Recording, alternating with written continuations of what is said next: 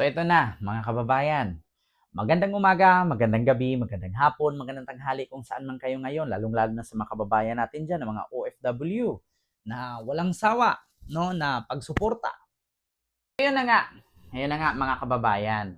Ito na, gusto ko lang pong iklaro, na gusto ko lang i-confirm, mga kababayan, lalong-lalo na sa mga taga-suporta ni Duterte, no, dyan sa buong Pilipinas, especially yung mga bobong DDS, mga tanga-tangang DDS, yung mga utu-utong DDS, yung mga inutil na DDS, hampas lupa na DDS, yung mga pangit na lahi ng mga DDS, at mga mahihirap na DDS.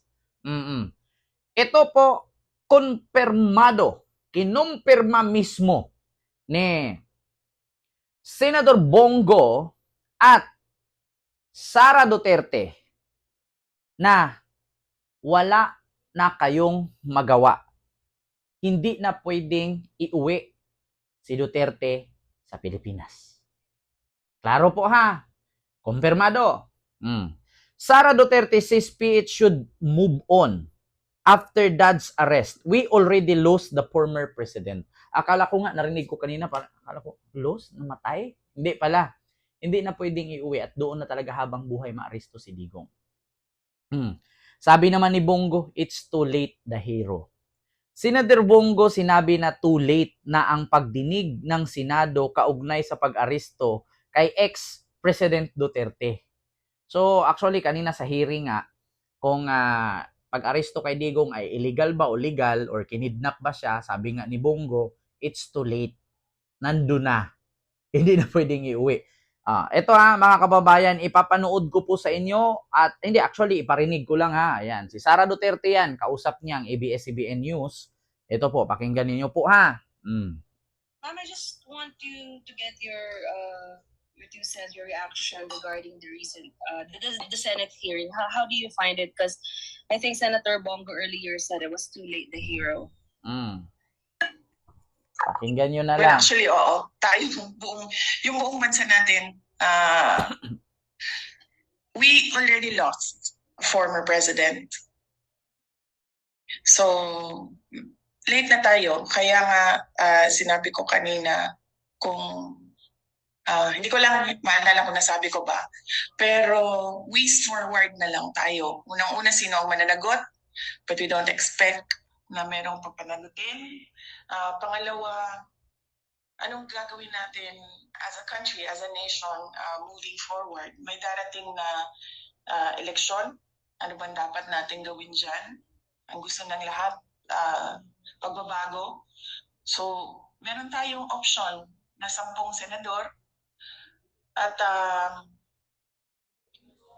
meron pa tayong daming tanong sa nangyari sa ating budget. So, ito, mga kababayan, i-continue ko lang kasi medyo mahaba-haba ito ha. Na-interview ng ABS-CBN News, si Sara nagsasalita. So, i-continue ko, ipo-forward ko ang video at dito tayo banda sa mayroong 5 minutes and 56 seconds. Correct me if I'm wrong. No, 56 seconds, ayan.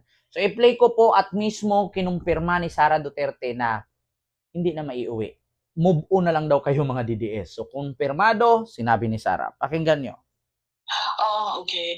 Alam mo, tinanong na rin ako kanina, di ba, how I sabi ko, kanina wala akong nararamdaman. Sa totoo lang, wala talaga akong nararamdaman. Hindi ako galit, hindi ako disappointed. Nothing at all. Kasi, pointless naman na mag-harbor ako ng feelings about what happened. Hindi na siya maibabalik. Hindi na mababalik si Pangulong Duterte sa Pilipinas. So what we should do as a country is move on from what happened. No? What will we do? Yun na nga. Klaro, mga kababayan. Hindi na maibabalik si PRRD sa Pilipinas. So, anong gagawin natin? Bilang Pilipino, move on. Narinig nyo naman po. Ulitin ko ha. Nothing at all. Kasi pointless naman na mag-harbor ako ng feelings about what happened. Mm. Hindi na siya maibabalik. Hindi na mababalik si Pangulong Duterte sa Pilipinas.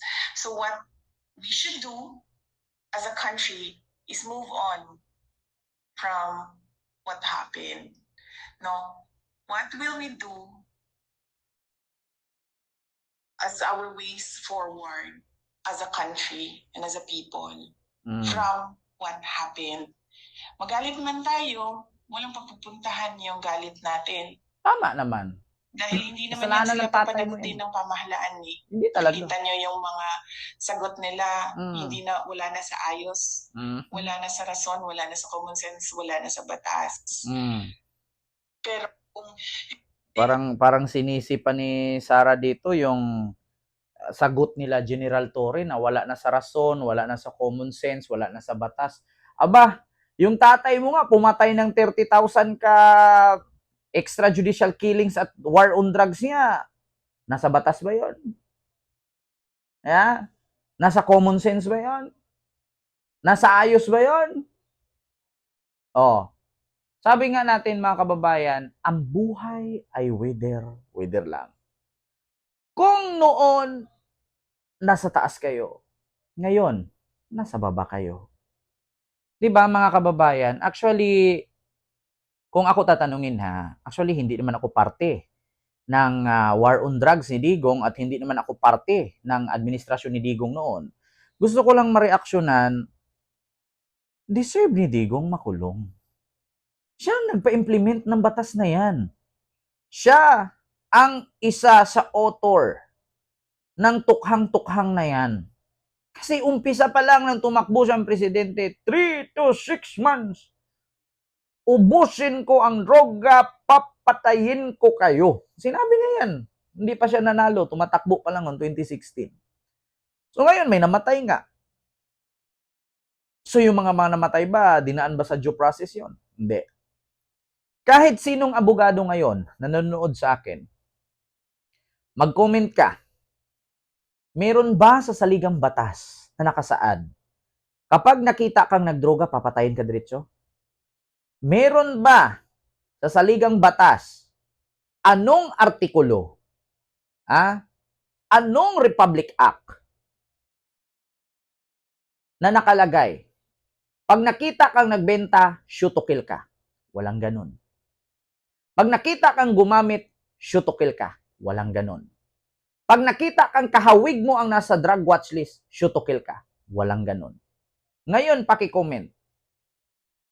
Meron ba sa saligang batas ang shoot to kill? Patungkol sa war on drugs ni Digong? Wala naman po siguro. Hindi ako abogado, nagtatanong lang. Kaya sa sinabi ni Sara, wala daw pananagutin ang gobyerno sa pagka-aresto ng tatay niya. Wala naman talaga. Sumunod lang naman sa utos talaga. Si General Torre, si General Marbil, at si Remulla.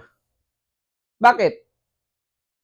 Kung dito sa Pilipinas nilibing, kung dito sa Pilipinas kinulong si Digong, 1 linggo, 1 buwan